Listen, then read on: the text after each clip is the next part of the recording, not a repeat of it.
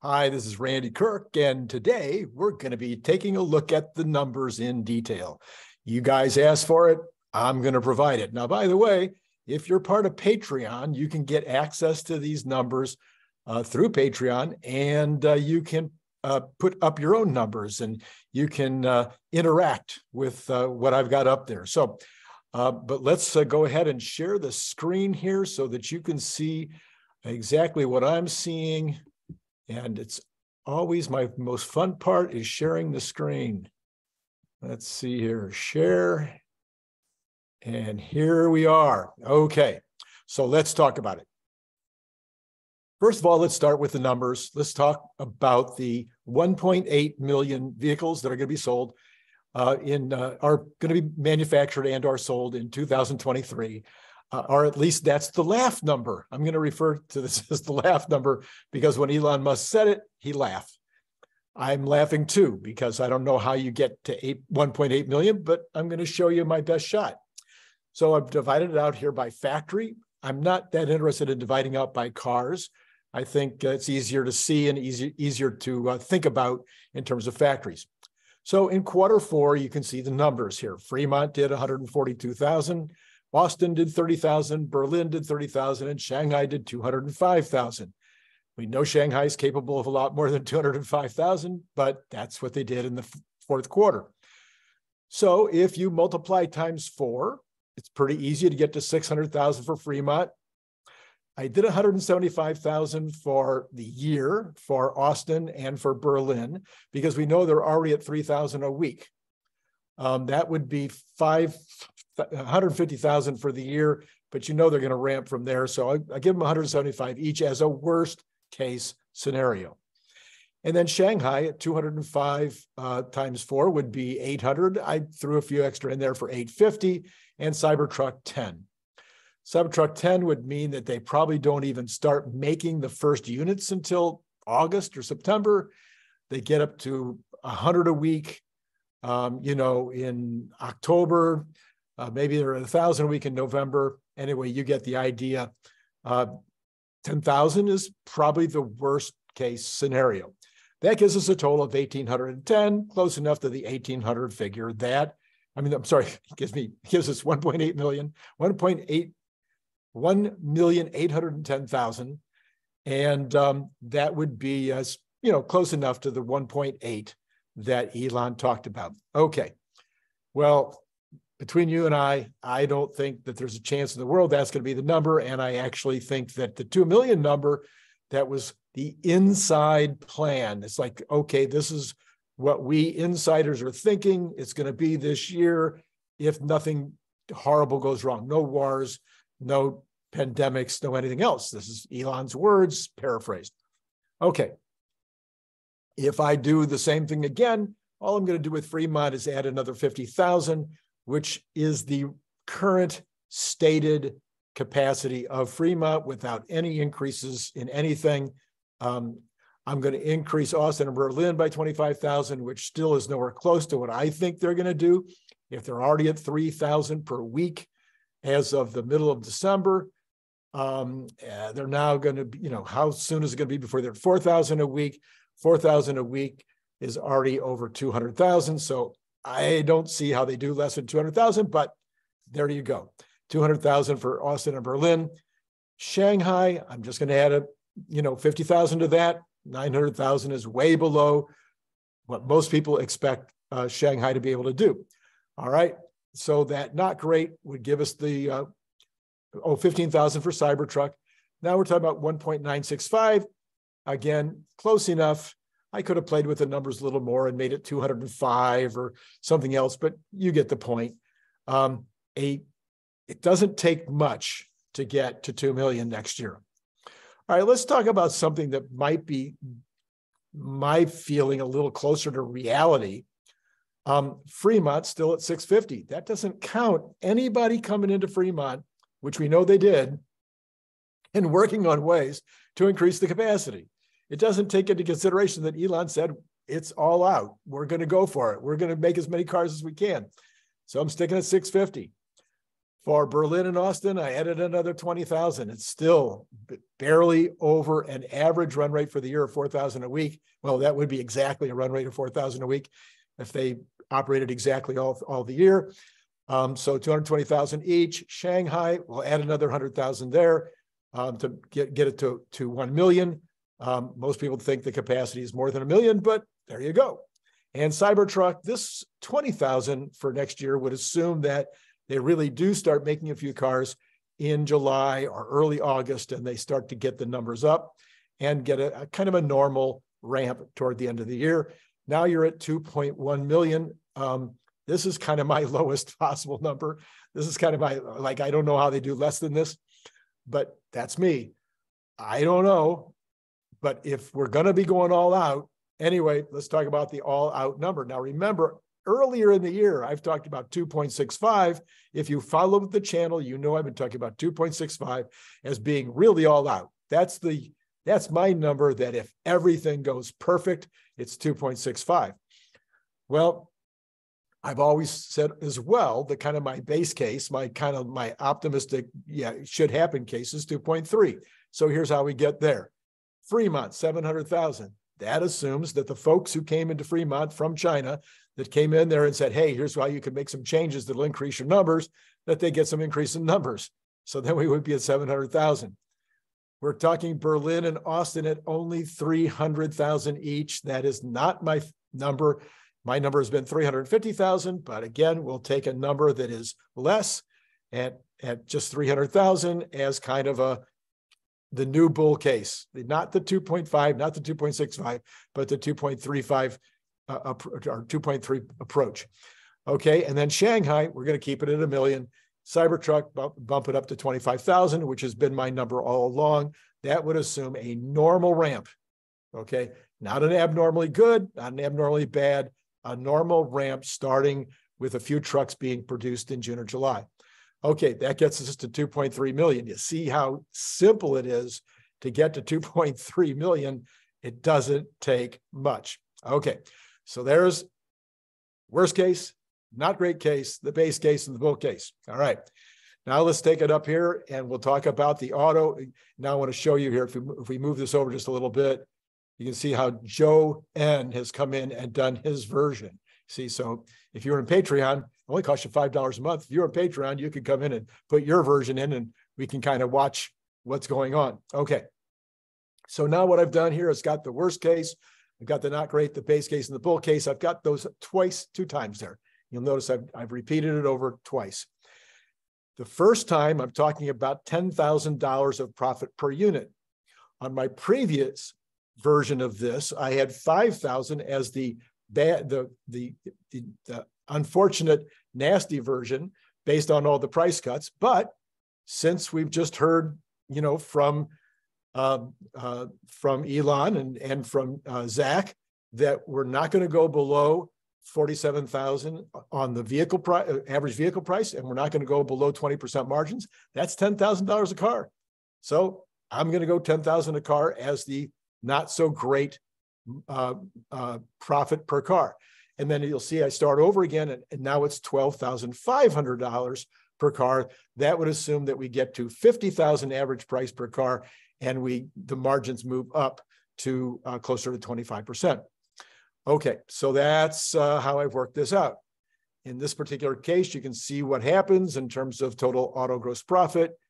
And then the other that I'm showing there, that would be things like services and supercharger stations and whatnot. Now that's profit, that's kind of where we've been. Yes, I think it'll continue to go up, but let's just leave it at $1 billion for now.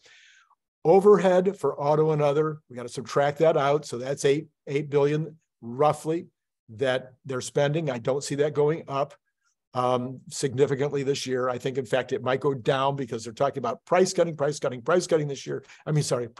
Cost cutting this year. So it may go down below 8 billion, and it hasn't actually been fully up at 8 billion.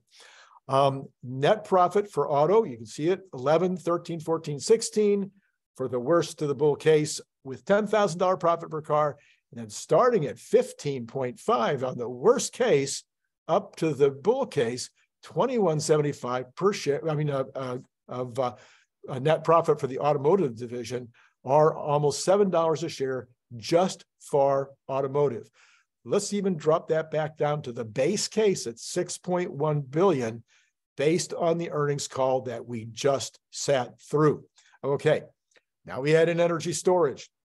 I've pulled this back just a little bit. The main reason I pulled it back is because of the accounting. So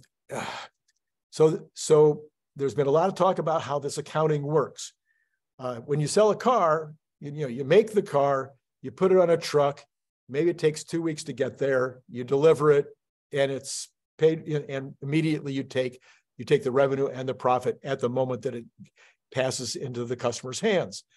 But in this particular case of the energy, what we've got going on is you make it, you might have to store it for a couple of weeks before you ever even ship it, because maybe the pad isn't ready, maybe the maybe the foundations haven't been fully, maybe there's not a road, who knows, but you're building these, I'm sure they're building them very carefully with regard to when they can as quickly ship them out the door as possible.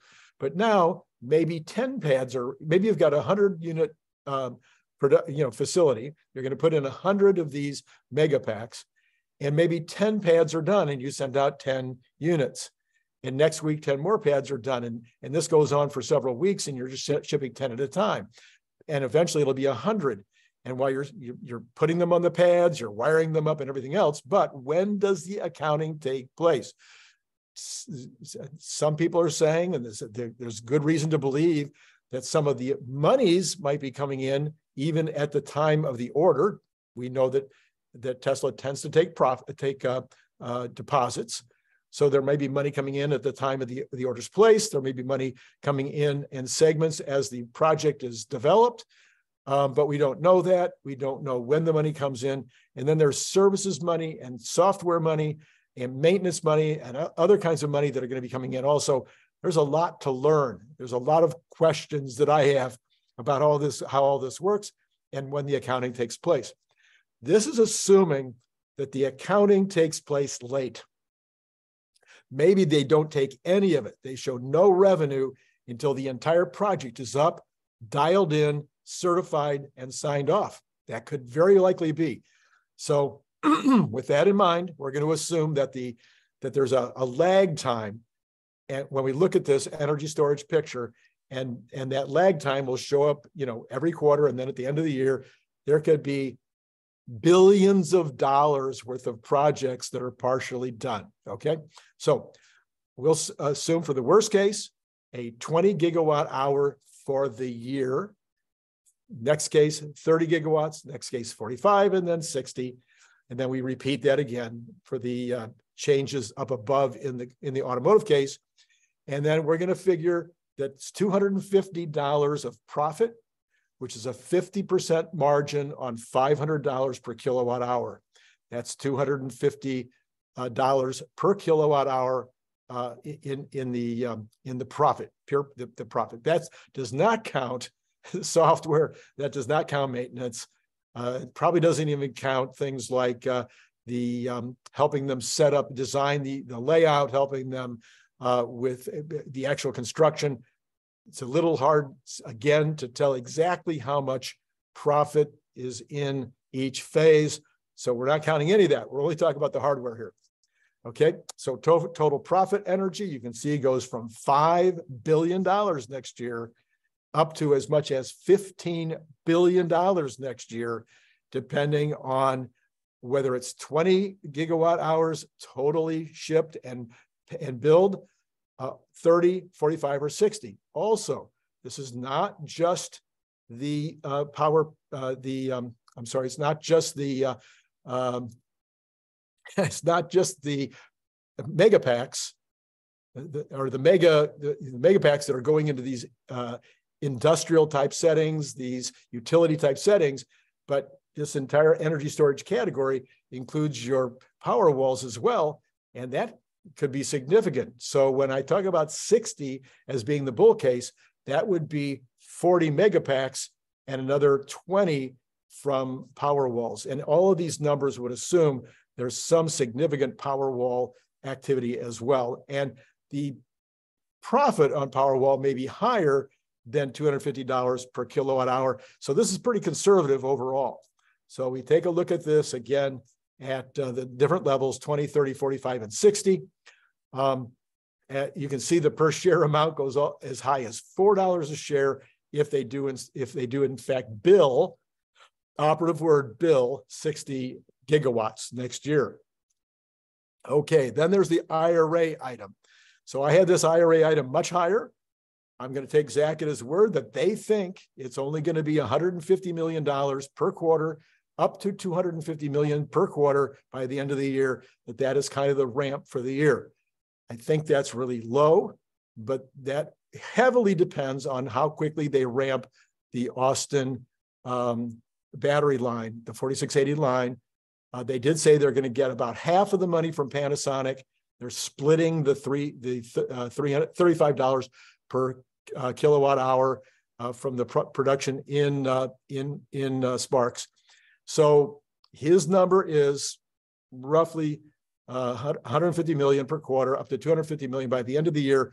So I'm going to count that. I'm going to go just a little high on that. And I'm going to say 0.7 for the year as the worst case, $1 billion as a better case, 1.5 and 2 billion. And then you got the reg credits, which are running about $1 billion a year. So the total of those would be as little as 1.7 up to about 3 billion for just IRA credits, IRA tax benefits and reg credits. That per share amount then gets as high as $1 a share. Total earnings then could be as high as 37.75 billion. That's assuming everything goes great. Maybe the better number to think about would be the 30 billion number in the next case over there. And, if it turns out the margins are not as great, maybe it's as low as 25.75. The per share on that would be $8.20. Maybe it's closer to 10. So this gives you a range in terms of my thinking. What do I know? I'm basing all of this on the words of Elon and Zach. That's all I've got to go on. They are saying that they're going to produce cars as they're out there to produce as many as they can produce next year. I'm looking at the factory capacities and what we know about ramps. That's how I've come to these conclusions. If you've got other conclusions, love to hear your comments below. If you want to get involved and join Patreon and actually put your numbers in next to my numbers, and we can kind of watch how all that plays out, that's an opportunity that'll only cost you $5 a month. So the information about Patreon is below in the comments, in the comments as well as in the description. So if you like this kind of content, please like, subscribe, do all that kind of good stuff. Love your comments. Keep the comments flowing. I love the comments. I'm trying to answer all of them, at least if they're respectful and decent and smart and wise, or even if they're dumb, sometimes anyway, you know what I'm talking about. It's been great talking to you today.